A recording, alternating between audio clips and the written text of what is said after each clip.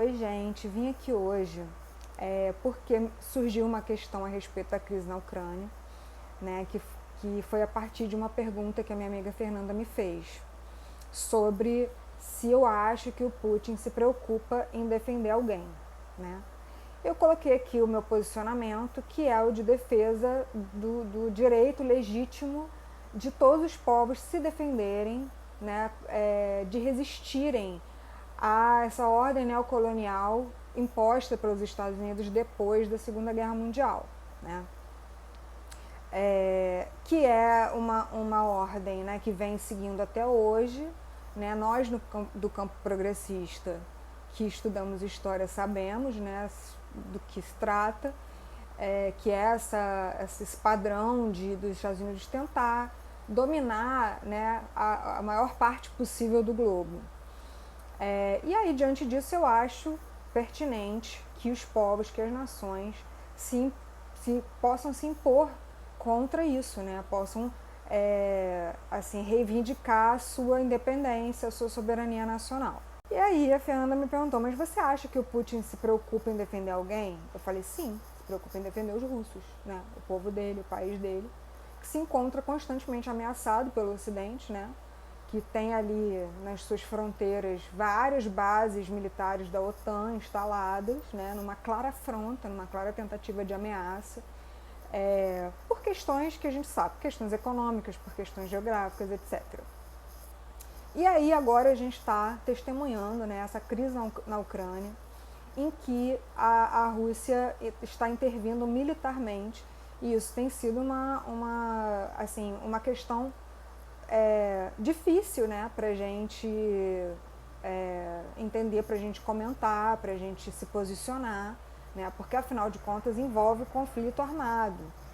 E isso realmente é uma coisa que a gente gostaria que fosse evitado, né, sei lá, a gente pudesse lançar mão de outros recursos que não o ataque bélico.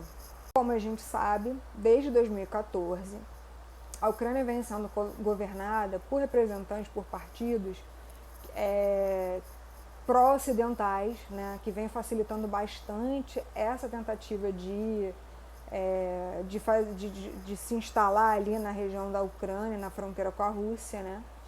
A Ucrânia vem flertando com essa ideia de fazer parte da OTAN, né? A Ucrânia tem questões étnicas ali, né, assim, de confrontos, né, de uma convivência hostil entre russos e ucranianos ocidentalistas, né, entre esses nacionalistas ucranianos, assim, né, que se identificam, né, se reconhecem mais como ocidentais do que como provenientes dos povos eslavos. E aí isso tudo vira um caldeirão, né, perigosíssimo, muito problemático, né? E assim, eu estou tentando abreviar, né? Porque e aí eu vou recomendar depois, assim, se vocês quiserem, eu boto, né, referências até de vídeos no YouTube, né? Eu tenho estudado, por exemplo, a questão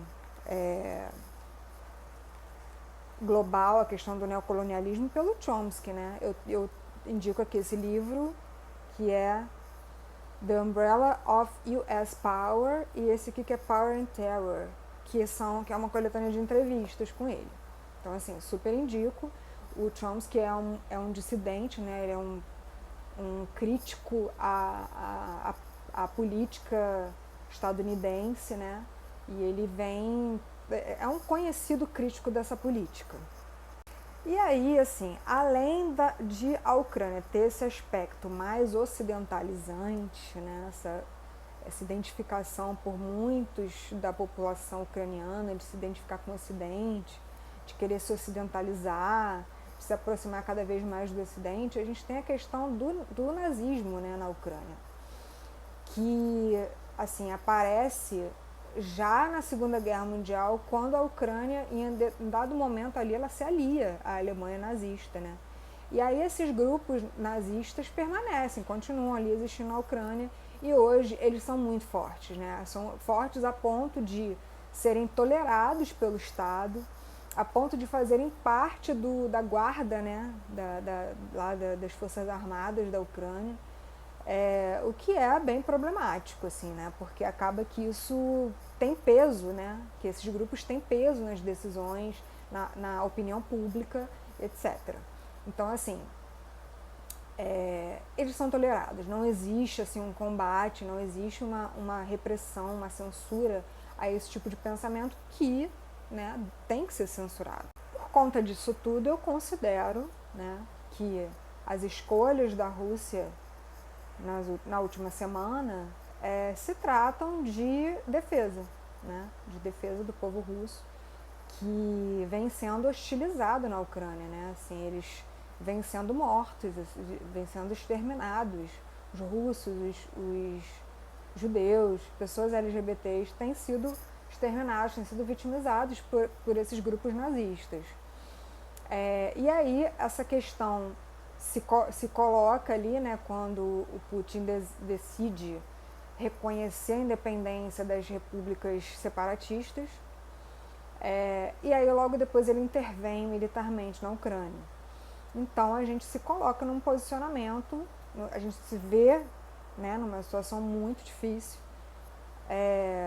e precisando escolher, né, precisando assim, refletir sobre quase que como se isso estivesse acontecendo diretamente com a gente, e no fundo tá, né? Porque nós aqui latino-americanos convivemos com esse tipo de coisa já há muito tempo. Também se apresenta a interpretação sobre o que está acontecendo ser uma guerra entre impérios, né? Um confronto entre dois blocos, né, dominadores, conquistadores. E eu acho que, assim, do ponto de vista científico, não é razoável afirmar isso sobre a Rússia, porque, né, e aí eu falo cientificamente em relação à história, né, que é a ciência da qual a gente dispõe no momento para avaliar essas questões.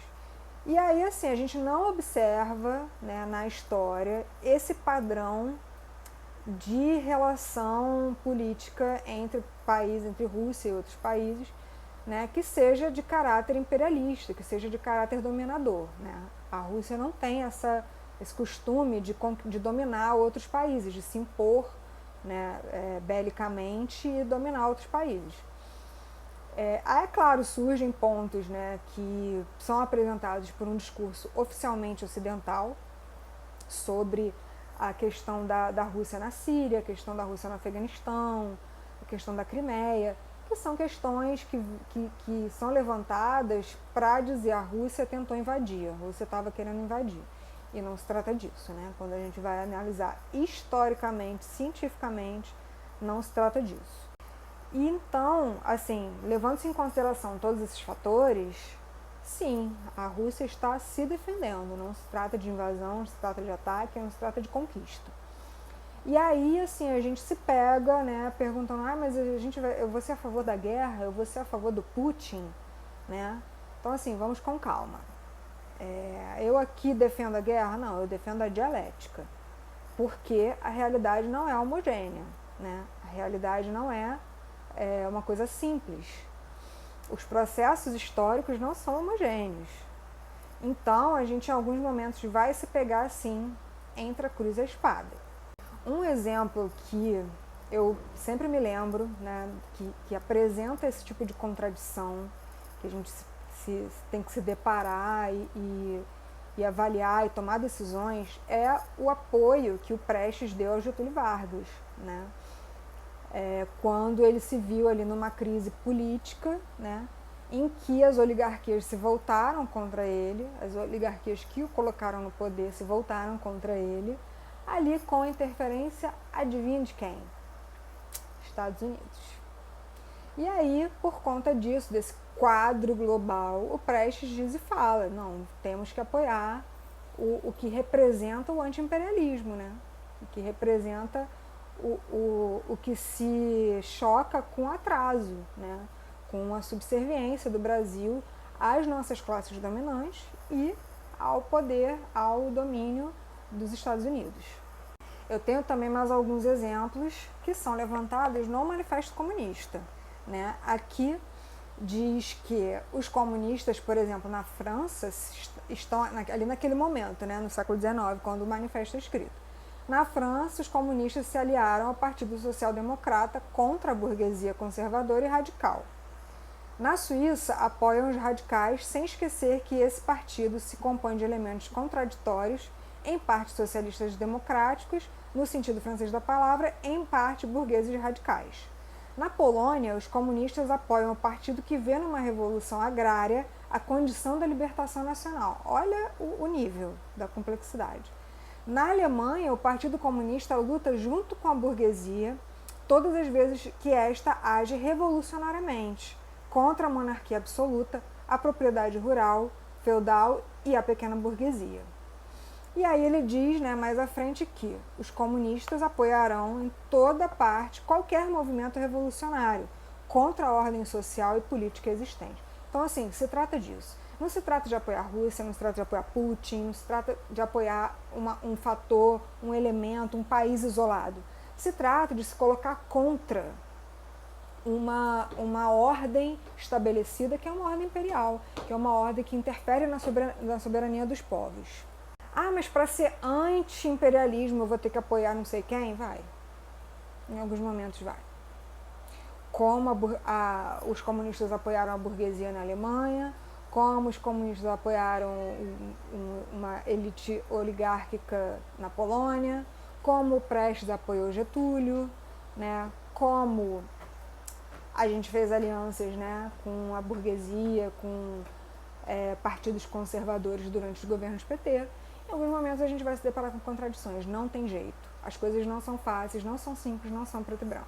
Então, né, a gente se depara com essa coisa, mas eu vou escolher a paz ou a guerra, né, como se fossem dois elementos necessariamente antagônicos, né, necessariamente, assim, as únicas opções que se tem, né. A gente não está aqui optando pela guerra, né, a guerra foi imposta pelo outro lado, né, assim, quando a gente fala em guerra, nesse caso, a gente está falando em defesa.